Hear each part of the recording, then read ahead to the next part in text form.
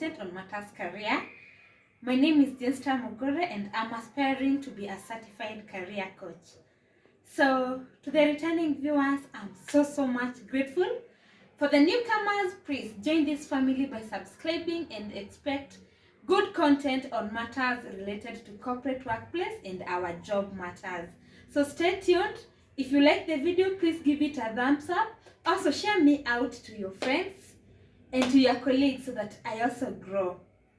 In today's video, I want us to talk about the right time for you to quit your job. I know in my previous 2 episodes, I've done a video on how to find a job and the best interview tips to ensure you land a job. But again, once you land that job, you don't stay there forever. You may be dying for the need of a job.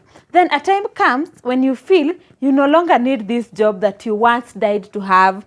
So that is all that I'll be talking about today. Let me know what you think about the right time for you to quit a particular job.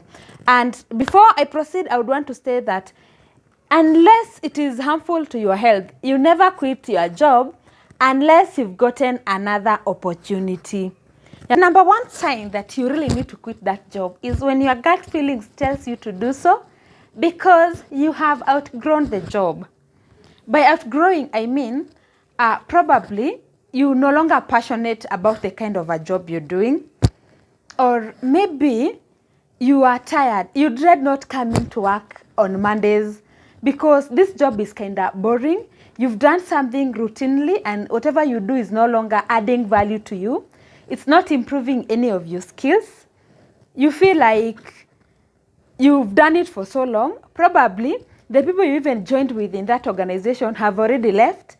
And so your colleagues are not people in your league. Probably they are way too younger. You are 40, they are in their 25s, 26. So even relating with them becomes a problem.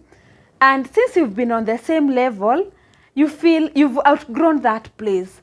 You also feel like you're so used to this job, people would even think it's your own. So it is good to leave the job when you feel there's no more growth for you or you're no longer developing. In other words, you've stagnated your career.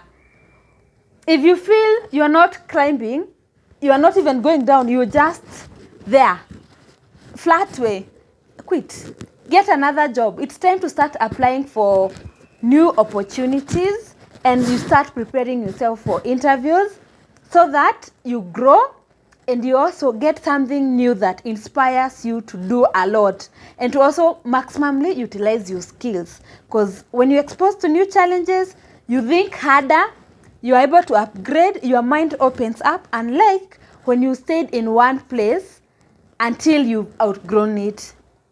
The second reason that you really need to quit your current job is when your employer has been frequently dismissing people, they are laying people off, they are restructuring, or they are retrenching. When a company is not performing well, it often wants to eliminate the redundant people or to cut costs. And by cutting costs, they have to eliminate people who are highly paid and get fresh graduates who will do the same job but with a slightly lower pay. Suppose they don't retrench, they restructure, and then your position is declared non-existent. Probably you are a supervisor or an assistant manager to someone. Then the company restructures and they no longer have that position of a maybe supervisor, or the assistant manager is completely removed. So you get normally given 2 options. It's either you resign, or secondly, you take a lower pay with a lower job grade. And because in career, you never want to go back. You have to keep moving forward. The best thing is look for a job that is now similar to what you're currently doing. You'd rather even move to a smaller pay but secure your job grade or the management level or whatever status you are in your career, but not to go down. And again, if retrenchment comes and you are among the people to be retrenched, at that point, you will be forced to quit. So instead of waiting for the employer to force you to quit, can you just arrange yourself in advance and move before you are told to move. Third reason you need to quit a job with immediate effect is when you do a deal and the deal goes wrong. Normally, clean business is not profitable and the salary may not be enough to meet your expenses. So you really have to look for ways to maneuver, ways to make some extra income even as you do the job for your employer. So just to give an example, you probably work in a spare shop and you have these probably big customers of your employer who maybe you even found there, but it has come to a point where they have trusted you, you've created good rapport, so they don't even contact your boss when they need something, they contact you directly. And because they are huge buyers, you get tama.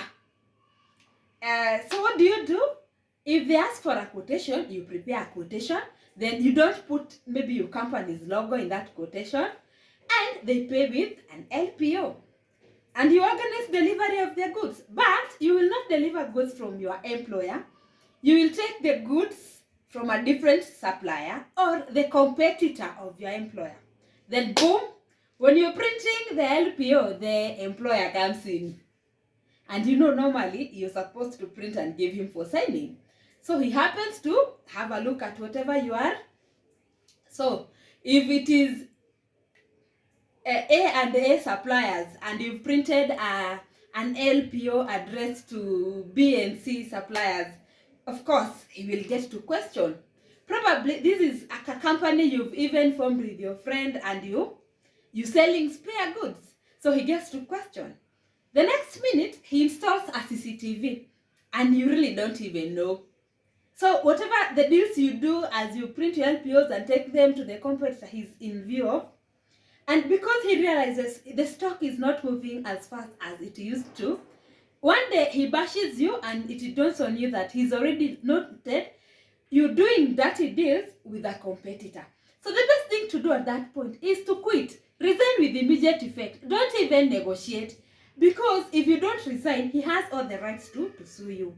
Because as you're getting employed, you're always told to declare any conflict of interest that you may be having. So if you've not declared a conflict of interest and it is discovered, you may be sued in a court of law. That company may even be closed down.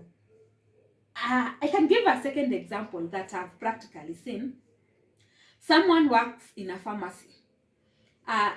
In a chemist, people may pay cash, people may pay via M-Pesa. Some people may even ask for an invoice and others will not even ask for an invoice. And because as a pharmacist, you've been entrusted to cure people, you are also treated with the same level of integrity when it comes to sales.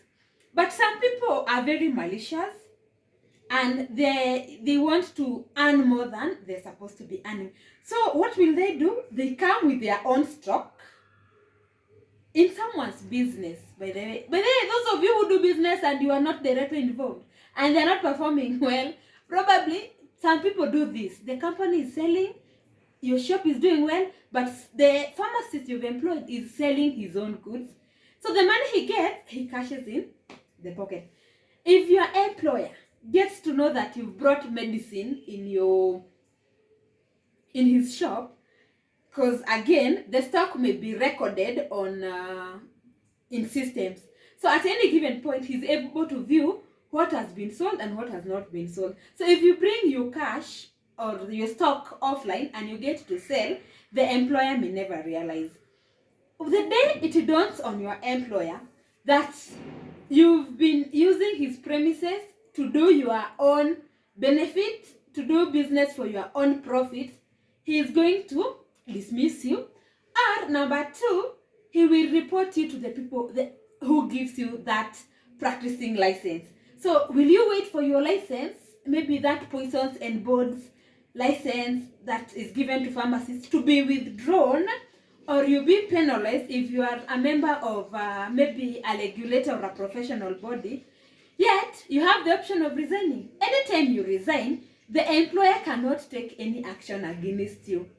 And there is always a condition that any employer or employee may terminate the contract at any given time, provided Maybe you give a 1 month notice or you forgo the salary. So if you are a small farmer or a junior employee, the best thing to do is resign so that you protect your future dealings, and also you protect if you copyright all the licenses that you have. So anytime you ever caught with a deal, do not ask for forgiveness, resign. And by the way, as you do those deals, make sure they're also meaningful deals. Don't lose your job because of a deal that cannot even give you enough money to sustain yourself, or it's a deal that you're getting something too negligible, not even your 1 day salary, and you want to risk your job. So take big risks that also have big returns, and deals that you know, even if I lost my job today, this deal is going to sustain me. Reason for people to quit their job is when the workplace becomes very toxic, intolerable, to the extent that it can even make you lose your weight. The reasons why a job may be toxic, because especially for ladies, a boss may sexually harass you, and if you don't go as per the requests of his favors, he will mishandle you, he's going to mistreat you, he will not see any good in you just because you rejected him. On the other end, if you go ahead and sleep with him, it also becomes you bound.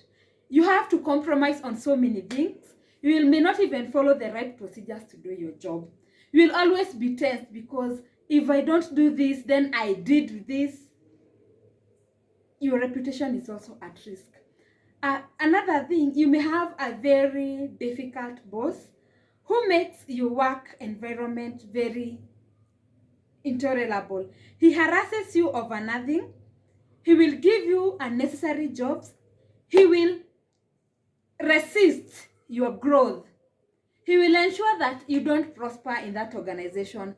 Sometimes it's personal because someone doesn't just like you, or sometimes you're not the preferred candidate, or they know you are brought by a particular person who they don't like. So a boss can really harass you, and at the end of every day, you feel like, if I have to deal with this person, I would rather not do the job. Because such kind of toxicity impacts your mental health. As much as you are taking a salary at the end of the month, it should never be at the expense of your health. Toxicity may also arise in cases where the job description doesn't match the kind of job you are expected to do on a day-to-day basis. And also, the boss forcing you to report to different people, or even some senior employees harassing you as a junior, and by giving you unnecessary jobs. They also ensure what you are supposed to do or what they're supposed to teach you, they don't teach you properly. So you are not able to deliver because someone is sometimes not even providing the right resources required to do your job, and they don't want to take responsibility for that. They instead put a blame on you. I think one of these Fridays I'll do a video on how to deal with a difficult boss, and also how to deal with some malicious colleagues. Number 5. 5 minutes, thumbs up. Have you given the video a thumbs up, guys? Number 5. Anyway, you need to quit the job when there is no proper work-life balance. You need to perform well at your work and also perform so well in other areas which have personal interests, such as your education and other matters such as a family. You may be working in a job that requires too much effort and it takes away too much of your time. If you work in, let's say, in the city, where you're leaving your work at 7 p.m., if you work in that job for 2-3 years, will you ever be able to pursue your master's program? You can't get time to go for part-time studies in the evening or over the weekends because the job has taken away all your time. You may be a young mother or people who are newly married. So if the job is so demanding and you're getting a lot of pressure at the workplace, it means you will come to relieve that pressure at home, and your partner may not be in a position to accommodate that. So you find you are having a lot of conflicts, not because they are rising from an individual point, but because there are external forces such as your job that are forcing you to have constant disagreements. You may be a new mom, someone who has just come out of maternity. You're supposed to wake up early so that you pump milk. You also come early in the evening to ensure you prepare everything that the baby is going to take tomorrow. You also get to have some quality time with your baby. If your job demands too much from you, and because when there is too much pressure, we often tend to overlook one part. It's either you perform so well at work and you neglect your home affairs, or you focus too much on your home affairs and you neglect the job, and you will eventually lose out on the job. So chances are high people focus more on their career and the jobs, then they neglect the family aspect, or the growth, personal growth, or the interest to pursue other hobbies. So you have to choose your struggles. As much as the job pays you, it gives you a lifestyle, you need the job so that you can pay school fees for your children. You also need to create time for those children so that you don't lose out earning money. Then on this other end, you're losing connection with your children because you don't have time for them. Make a list of what is it that matters most to you and get a balance. If the balance is not there, let the job go. You can always find another job, and it is not stated you must be employed. If your partner is financially stable, you can even choose to stay at home. You can choose to take a less paying job, but you have more time. Because remember, time is money. The number 6 reason it's high time you left that job is office politics. Politics in capital letters. We all know politics control the world. Even in Kenya, it's all about politics. Who have a say on the economy, who have a say on the education, who have a say on salaries and everything else that you think of that concerns human. Even in the offices, politics control how job will be done and who is going to be who in that organization. Some politics are very dirty, and it can be very bad for you if you're not a politician, if you don't know how to be political. For example, you may be doing your services, but due to politics and you being an honest person, you want to do things the right way, you want to follow the right protocol, but some people want to follow shortcuts, and for you, you may not be able to follow shortcuts. Other people who are well connected may not be performing as well as you. But whenever you submit your work to the supervisor, he or she says, I wish you would consult BCX on how this job is done. When you know deep down, you've given the job your all, and the person you're being compared to doesn't even work. They'll come to work at 7 a.m., then they'll be on phone up to 10 a.m. And you will come by 8 and you start working immediately because you know you're here to do the job and go home. Again, you may be a quiet person, a very reserved person who knows that you're there for the paycheck, you've come to do your job, then you go home. Another person have been put there to pass time. And because in the office meetings or during company parties and dinners, they talk so much.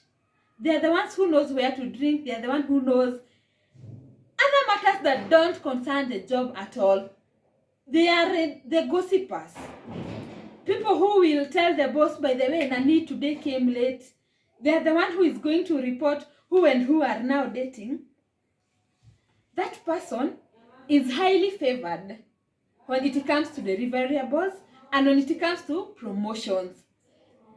So if you feel that you cannot tolerate the dirty politics, the best thing you can, if you won't join them, then just leave that job. As na else, you'll just forgive me for that. Yeah, quit that job because it can even affect your performance. If you're constantly politicized, you will feel undervalued. You will feel like your skill set don't match this job. You will not even be motivated to perform better. Number 7 reason you need to quit that nice job, that dream job of yours, is when the roles and responsibilities you're doing have increased. They are top there, but your salary is still bottom. It is still mostly at the same range like you used to have. Yet, by this time, you've grown yourself professionally, you've done the required professional papers, you've gained the right experience, you've interacted with all the big portfolios, but the salary you are earning is still low. People are coming in this organization, you train them, they're even recruiting for higher positions, but for you, you're just there doing the job of a senior person, but the salary is that of a junior person. And when you try negotiating, they feel they don't want to give it to you. So the best thing is go. Quit that job, because they have to grow proportionately. If you do your professional papers and you remain in the same organization, it means you're supposed to grow your salary. If the employer doesn't offer that, do those professional papers and go to another company where those professional qualifications will be valued. Do not work like you own that company. Get the right experience, get the right skills, and advance your career. You may advance in the same organization, but if that doesn't come along, it doesn't hurt to disappear. That brings me to the end of this video. I really appreciate you taking your time to watch this video up to this point. And for my premier gam, I'm so grateful. Please share me out, like the video, leave a positive comment. You can even comment using an emoji. So until next time, I've been your career coach. Let's connect next week on Thursday, 1:05 p.m. Same place, same time. Adios.